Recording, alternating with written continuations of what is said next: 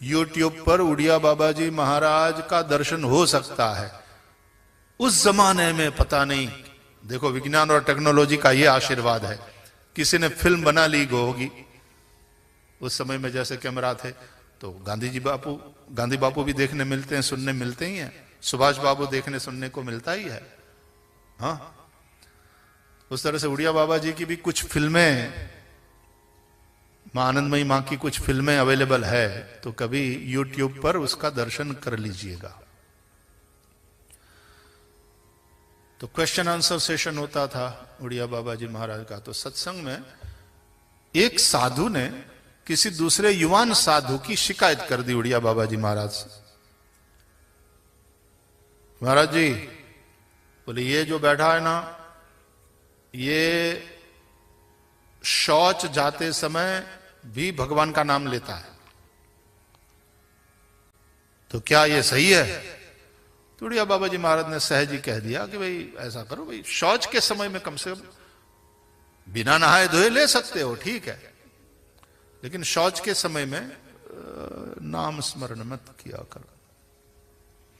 तो सामने बैठा था साधु, तो उसने कहा बाबा जी गलती हो गई, ठीक है, जो आपकी आज्ञा।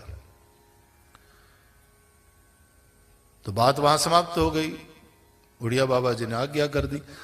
तो एक दिन सुबह उड़िया बाबा जी सुबह वो शौच के लिए जब, और उस जमाने में तो ऐसे कुछ वो अंदर आश्रम में ही शौचालय हुआ नहीं करते थे, बाहर जाना पड़ता था। तो उड़िया बाबा जी महाराज जा रहे थे, तो वो युवा साधु वो भी शौच के लिए कहीं बैठा था अलग स्थान में। तो लेकिन उड़िया बाबा जी की दृष्टि वहां पड़ गई आगे बढ़ते हुए, तो देखा कि वो शौच के लिए बैठा था और अपने दोनों हाथ से अपनी जीभ को पकड़ करके बैठा था। तो बाबा जी ने तो केवल देख लिया और बाबा जी बढ़ गए। लेकिन उस दिन फिर सत्संग के समय में उड़िया बाबा जी महाराज ने उस युवा साधु से कहा कि तुम शौच के समय अपनी जीभ पकड़ करके क्यों बैठे थे?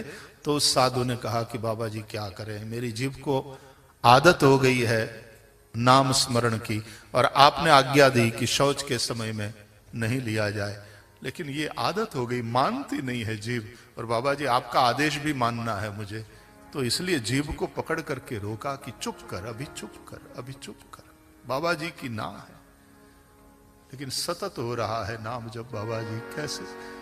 तो वो रो दिया। तो उसकी मस्ती देख करके उड़िया बाबा जी ने कहा कि अब तेरे लिए कोई विधि निषेध नहीं है। उस प्रेम की अवस्था में अब तेरे लिए कोई विधि निषेध नहीं। तो यहां देश काल का भी वो वाला कोई बंधन नहीं है इस जप यज्ञ में। तो वास्तव में इसलिए एकदम सुख साध्य है। तो ये प्रश्न पूछा है युधिष्ठिर ने। तो हम चर्चा ये कर रहे थे कि जिस प्रकार भागवत का आरंभ 6 प्रश्न से होता है, उसी तरह यहां युधिष्ठिर ने भी उस भाव से 6 प्रश्न पूछे हैं। और उन 6 प्रश्नों का जैसे भागवत में संक्षेप में जवाब दे दिया गया है ना, फिर विस्तार किया गया, उसी तरह यहां शुरुआत में 6 प्रश्न का पहले जवाब दिया गया है। क्या बढ़िया बनी है भाई श्री यज्ञशाला, बहुत सुंदर। तो ये फिर अब रहेगी ना यहां। मैंने कहा ना, ये तो 5 दिन है, पाटोत्सव के 5 दिन ये यज्ञ चलेगा, महाविष्णु याग पाटोत्सव के निमित्त। बोले उसके बाद? मैंने कहा फिर उसको डिमोलिश किया जाएगा। इसको आप डिमोलिश कर देंगे इतनी बढ़िया वाली यज्ञशाला को? यहां तो यही होता है, आप कुंभ के मेले में जाओ, क्या शिविर बनती है, क्या सजाए जाते हैं और क्या अद्भुत। और फिर वो 21 दिन का या 1 महीना का, 1.25 महीना का, जितना समय नक्षत्रों के अनुसार कुंभ चले उतने दिन का वो खेल होता है। एक पूरा शहर बस जाता है, नया, एक नई दुनिया,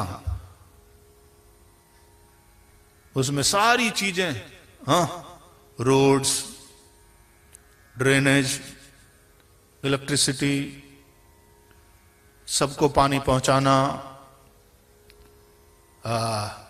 ट्रैफिक कंट्रोल करना, पुलिस स्टेशन बनाने अलग अलग अलग जगह,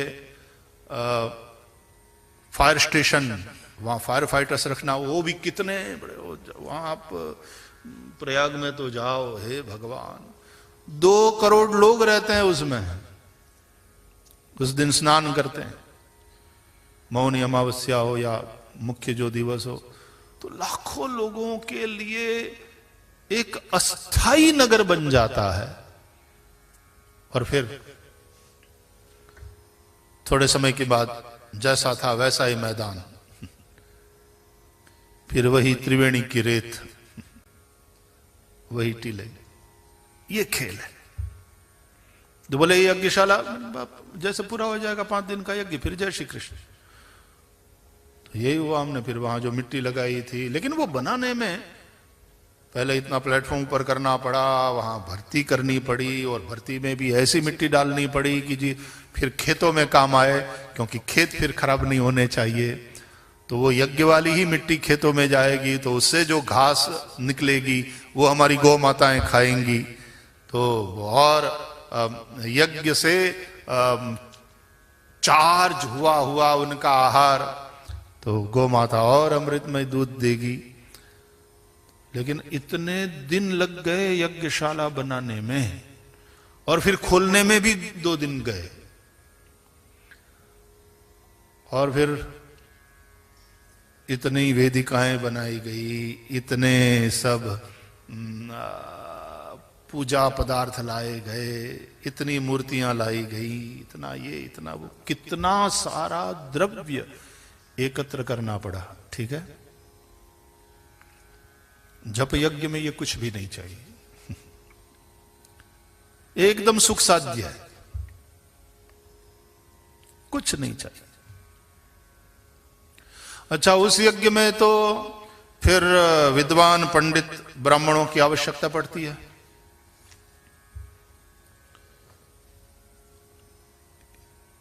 इसमें यह भी जरूरी नहीं, किसी की जरूरत नहीं, आप अकेले बैठ करके विष्णु सहस्त्रनाम स्तोत्र का पाठ करो, या तो हाथ में माला लेकर जप करने लग जाओ, जप यज्ञ, और कोई की जरूरत नहीं। कोई आ गया तो साथ बैठ करके नाम संकीर्तन करो, और नहीं तो अकेले में जप करो, यहां किसी की जरूरत नहीं है। यहां तक कि उस यज्ञ में तो सपत्नीक बैठना पड़ता है, पत्नी की जरूरत पड़ती है, यहां तो उसकी भी जरूरत नहीं है। हो तो उसको भी माला थमा दो कि तू भी बैठ, ना हो तो और अच्छा, किसी की जरूरत नहीं है। जप यज्ञ आप अकेले कर सकते, न कोई पंडित पुरोहित की आवश्यकता, न कोई अन्य सहायकों की जरूरत, पत्नी की भी जरूरत नहीं, या तो पत्नी के लिए पति की भी जरूरत नहीं, पत्नी अकेले बैठ करके ये जप यज्ञ कर सकती है भगवान के नामों का। तो उस यज्ञ में धन संपत्ति इत्यादि चाहिए, इसमें उसकी आवश्यकता नहीं है। उस यज्ञ में अन्य अन्य द्रव्य इत्यादि की जरूरत पड़ती है, इस यज्ञ में उसकी जरूरत नहीं। उस वाले यज्ञ में पंडित पुरोहितों की, सहायकों की, पत्नी की जरूरत पड़ती है, इसमें यह भी जरूरी नहीं। उस यज्ञ में देश काल देखना पड़ता है, सही भूमि का चयन,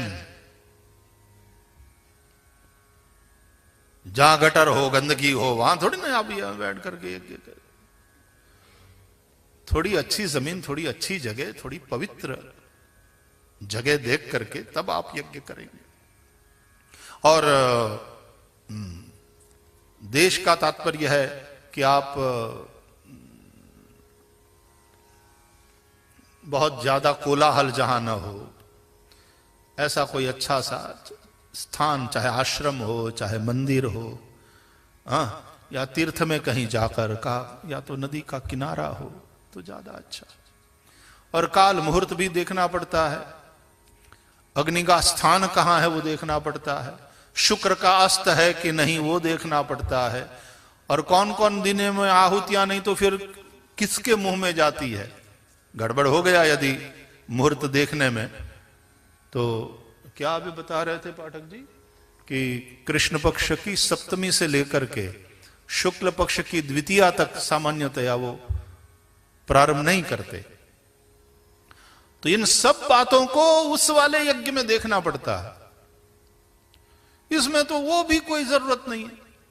आधी रात में आपकी नींद खुल गई और फिर नींद नहीं आ रही है, शुरू हो जाओ, भगवान के नाम का जप करने, नाम स्मरण करने लग जाओ, विष्णु सहस्त्र नाम स्तोत्र का पाठ करने लग जाओ। इसलिए कई लोग ये भी पूछते हैं, ये क्वेश्चन आंसर सेशन में ये भी प्रश्न आते हैं कि बिना नहाए धोए भी क्या हम भगवान का नाम ले सकते हो? नाम जप में कोई समस्या नहीं है, नाम स्मरण हो सकता है। इसलिए हम पूज्य स्वामी अखंडानंद जी महाराज के साहित्य में पढ़ी हुई उड़िया बाबा जी की वाली बात मैंने कथाओं में कई बार आप लोगों को सुनाया।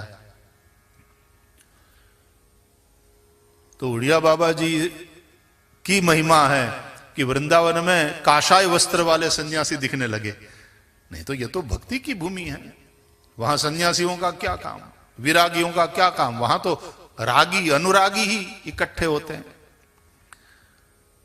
लेकिन उड़िया बाबा जी के समय से फिर वहां, और हम तो केवल पढ़ते हैं तो रोमांचित हो जाते हैं कि क्या जमाना रहा होगा। वो इतने सारे दिग्गज संत उस वक्त भारत की भूमि पर विचरण कर रहे थे, और पूज्य उड़िया बाबा जी जैसे विरागी महापुरुष, आप लोगों को भी कभी वो और फिर वो कल देखेंगे हम, आज समय हो गया है, कल देखेंगे उसके ऊपर कि ये जो 6 प्रश्न है उसका पहले संक्षेप में 6 का जवाब मिल जाएगा और फिर वो नाम वाली यात्रा होगी। आओ, आज समय यहां विराम ले रहा है, तो हम इतनी भूमिका के साथ, इतनी पीठिका के साथ यात्रा करी। कल हम फिर आगे वाली यात्रा करेंगे। आइए कुछ मिनट शाम भाई प्रेम से भगवान नाम का महामंत्र का ही संकीर्तन थोड़ी देर कराएं। हरे कृष्णा कृष्णा कृष्णा हरे हरे, हरे कृष्णा कृष्णा कृष्णा हरे हरे, हरे राम राम राम हरे हरे, हरे राम राम राम हरे हरे, हरे कृष्णा कृष्णा कृष्णा हरे हरे, हरे कृष्णा कृष्णा कृष्णा हरे हरे, हरे राम राम राम हरे हरे, हरे राम राम राम हरे हरे, हरे कृष्णा कृष्णा कृष्णा हरे हरे, हरे कृष्णा कृष्णा कृष्णा हरे हरे, हरे राम राम राम हरे हरे, हरे राम राम राम हरे हरे। श्री हरि भगवान की जय, श्री वृंदावन बिहारी लाल की जय, श्री सद्गुरु भगवान भगवान की जय। ओ